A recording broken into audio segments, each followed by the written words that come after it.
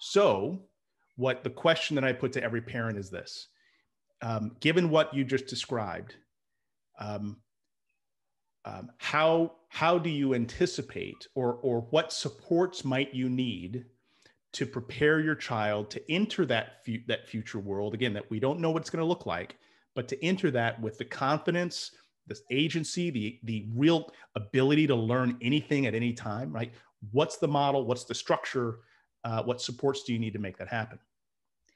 Yeah, that's a good question. It's a tough one.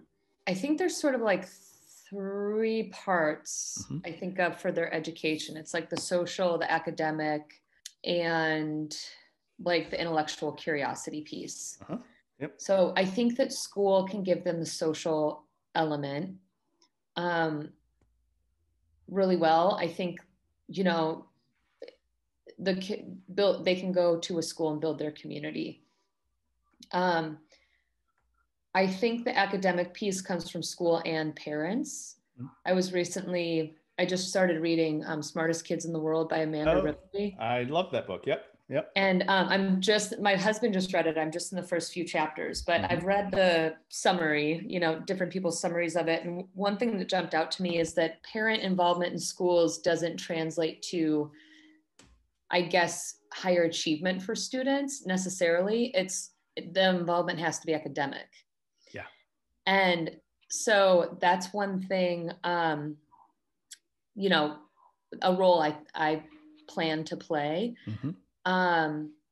But then the intellectual curiosity piece, I want my kids to know how to carve out the space to just go like tinker with something and learn. They're really good at that now. And I don't want them to lose that when they get older. And it's like, everybody open the same book? Right. You know how it is. That's Not that do. book, the other book. It's like, right. Who cares? They're quiet. They're reading. It's their job to pass the test. Just keep going. You know what I mean? Right. No, I get you. And my business partner, he opened a school that was very unusual in that it really taught kids how to learn.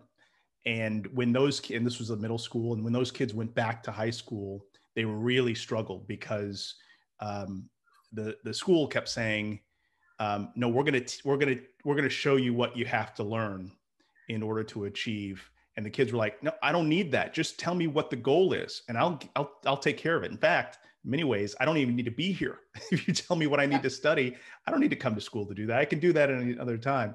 And so that's the agency that kids can develop. And so this document, you see this image? Yes. And for the folks that are on the podcast, my apologies, I'll try to explain this. But this is the leadership learning graph that I'm going to be doing a training about. This is the graphic that should blow your mind. You should literally explode after I get done with this conversation.